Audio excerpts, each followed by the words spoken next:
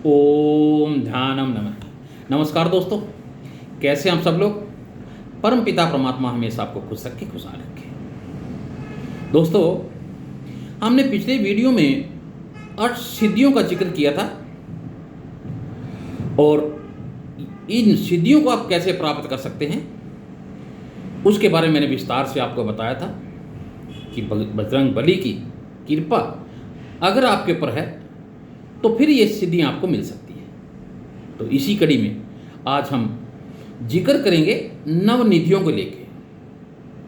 अक्सर मैंने पिछले वीडियो में बताया था आपने सुना होगा, पढ़ा होगा, धर्म ग्रंथों से, धर्म गुरुओं से इस विषय में सुना होगा कि अष्टसिद्धि और 9 निधि होती हैं।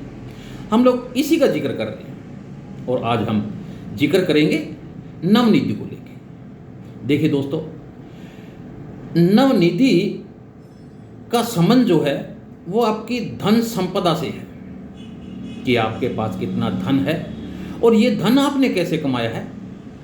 ये नवनिधि के अंतर्गत ये बातें आती हैं कि इनके द्वारा अगर आप धन कमाते हैं तो उस धन का प्रयोग आपको पीढ़ी दर पीढ़ी मिलता है। वैसे भी आपने जिक्र सुना होगा कि सबसे पहला सुख जो है वो निरोगी काया है और उसके दूसरा सुख है वो है पास में माया। अगर आपके पास माया है तभी आपकी संसार के अंदर इज्जत है।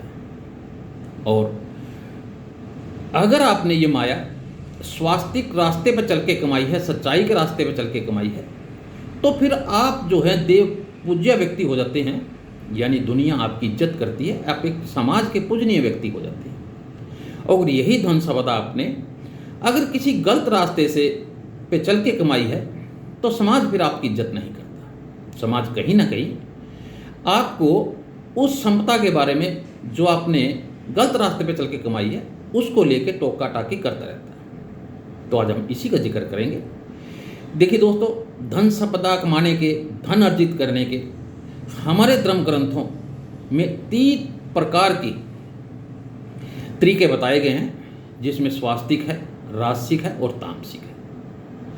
मैंने बताया कि स्वास्तिक रास्ता जो है वही सर्वश्रेष्ठ है, उसी पर चल के आपको धन को कमाना चाहिए। तो दोस्तों, वैसे धन कमाने के लिए हमारे वेद शास्त्रों में जिक्र मिलता है कि पद्मिनी निधि का कि भी आप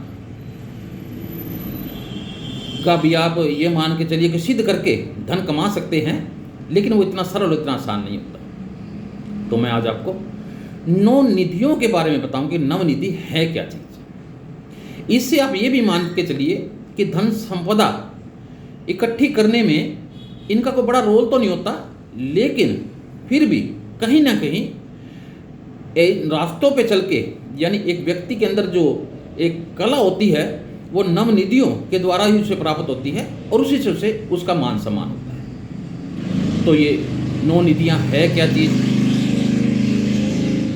इसमें नंबर 1 पे आती है पद्म निधि, दूसरे पे है महापद्म निधि, तीसरी पे है नील निधि, चौथी जो निधि है वो है मुकुंद निधि, 5वीं है नंद निधि, 6ठी है मकर निधि और 7वीं है कच्छप निधि और 8वीं है शरद निधि और 9वीं जो है खर्व या मिश्र निधि। ये 9 प्रकार की निधियों का जिक्र हमारे वेद शास्त्रों, धर्म ग्रंथों में आता है। देखिए दोस्तों, ये पद्म निधि क्या चीज़ है।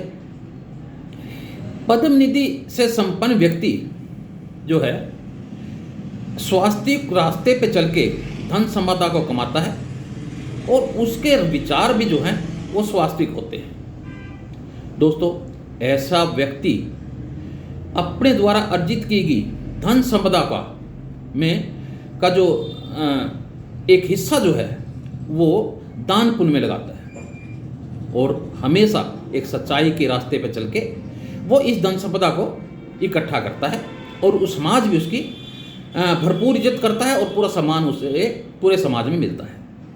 और ऐसे व्यक्ति के द्वारा कमाई की धन संपदा का प्रयोग जो है उसके परिवार में पीढ़ी दर पीढ़ी चलता रहता है। बहुत नेक किस्म के व्यक्ति होते हैं जो पद्म निधि के संपन्न व्यक्ति होते हैं। दूसरी निधि जो है वो है महापद्म निधि। देखिए दोस्तों, ये निधि भी स्वास्थ्यिक प्रकार की ही निधि होती है। ऐसा व्यक्ति सोने चांदी का संग्रह करना, उसका व्यापार करना और धर्म कर्म के कामों में अपनी कमाई को लगाना से संपन्न व्यक्ति होता है और ऐसे व्यक्ति की भी समाज में भरपूर इज्जत होती है। लेकिन कई बार इस तरह का सोने चांदी का व्यापार करने वाले व्यक्ति का भी मन में कई बार झूठ का मिश्रण हो जाता है, तो इसलिए इस निधि में थोड़ा सा फर्क आ जाता है और उसके परिवार में 7 पीढ़ी तक ही इस धन संपदा का प्रयोग होता है। उसके बाद ये धन संपदा जो है नष्ट होने लगती है। उसके बाद जो है तीसरे नंबर की जो निधि है वो है नील निधि। देखिए दोस्तों, इस तरह के व्यक्ति या नील निधि से संपन्न व्यक्ति जो है वो स्वास्थ्यिक और राजसिक गुण के मिश्रित व्यक्ति होता है, यानी उनका मिश्रण जो है उस व्यक्ति के अंदर विद्यमान होता है।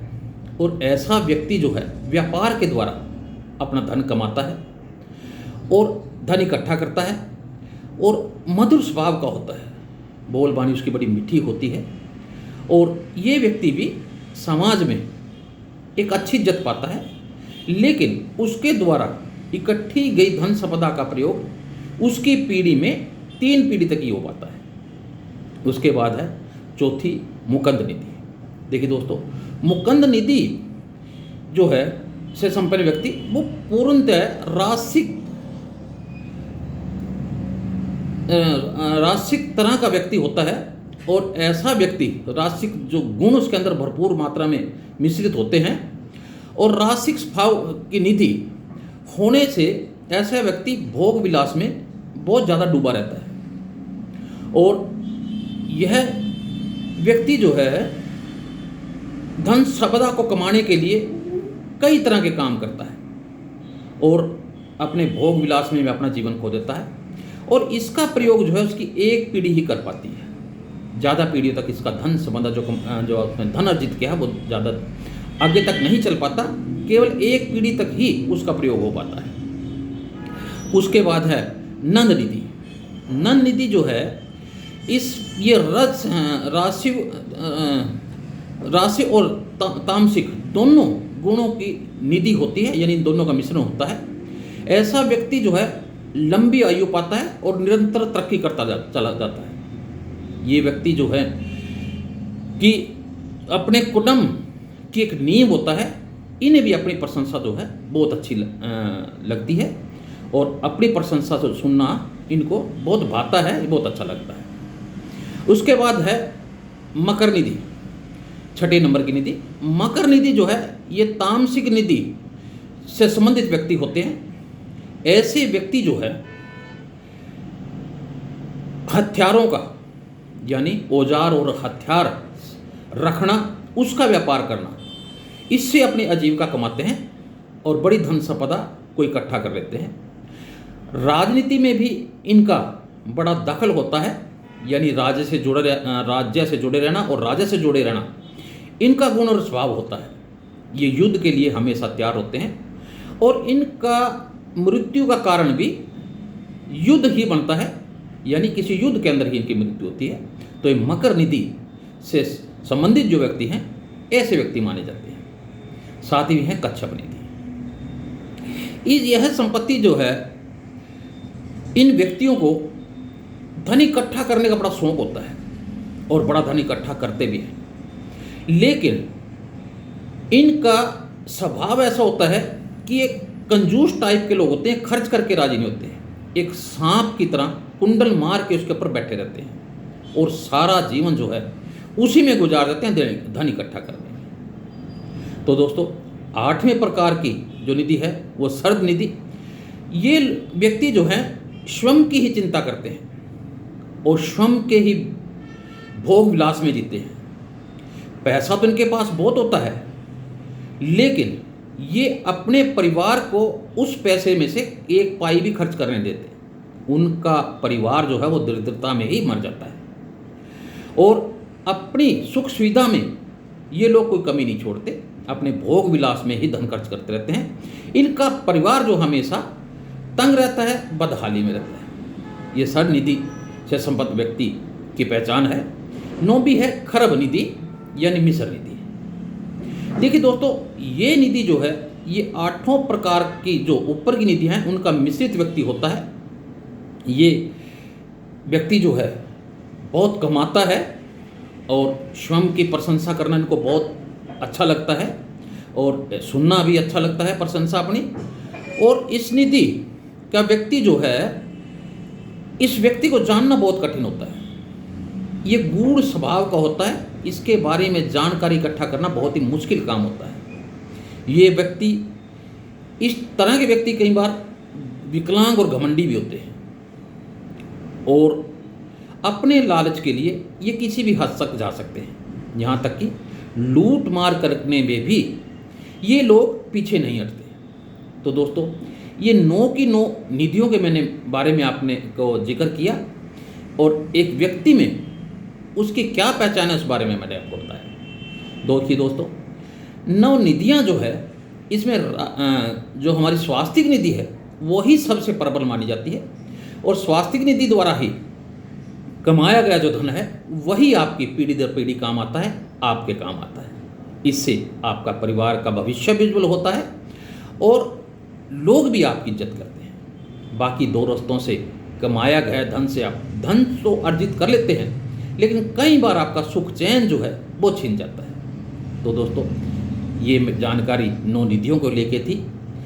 हो सकता है आपको वीडियो अच्छा लगे। अगर वीडियो अच्छा लगे तो लाइक और शेयर जरूर कीजिएगा। जो भी साथी नए मेरे इस चैनल पर जुड़े हैं, कृपया करके मेरे इस चैनल को सब्सक्राइब जरूर कर लीजिएगा। इस वीडियो को खुद भी देखिएगा और दोस्तों को भी दिखाइएगा। ज्ञान की बातें हैं, आपके काम आएंगी, आपके ध्यान में भी काम आएंगी। आपका दिन शुभ हो, मैं ऐसी कामना करता हूँ। ओम ध्यानम नमः। नमस्कार दोस्तों।